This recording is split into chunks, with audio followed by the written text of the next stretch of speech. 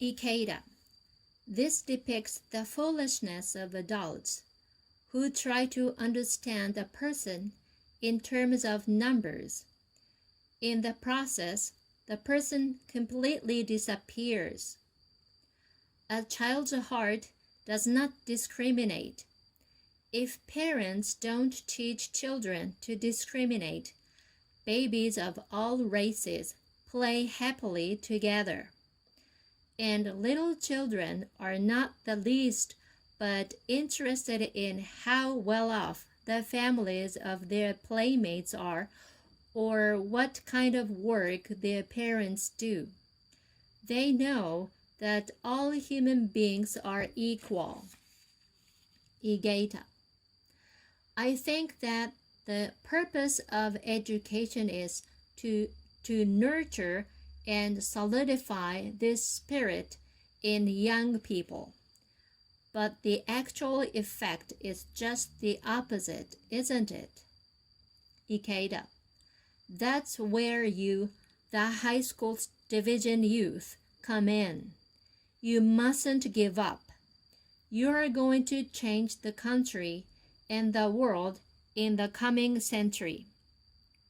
Tsunesaburo Makiguchi argued that the times would evolve from military competition to political competition, and from there to economic competition, until finally we would arrive at humanistic competition. I think that is true. If that doesn't happen, the future of the human race is very dark indeed. Many of the world's leading thinkers lament that there is no country that can serve as an ideal for human rights. Today, Japan is an underdeveloped nation in terms of human rights. But with our peace constitution, we are in a unique position to win that humanistic competition, the contest for human rights, and serve as a world model. I hope our political leaders and educators will work toward that goal. In the long history of humanity, there has been no true happiness, no true peace. Both leaders and great thinkers have pursued these, but they have not attained them. Unless things change, the future promises to be an endless repetition of the present dilemma. One of the main reasons for this lamentable state of affairs is our failure to securely establish human rights. It is true that many organizations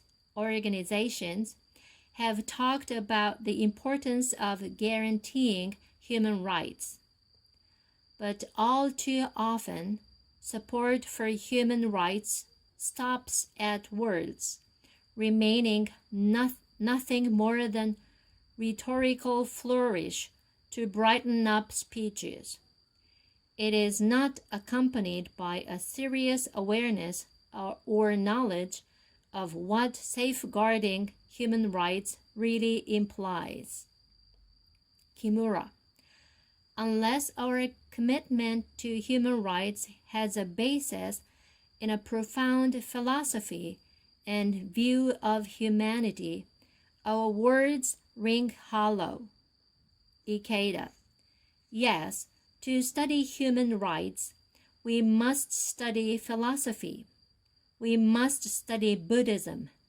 And just as important as studying philosophy is the willingness to stand up for our beliefs and take action.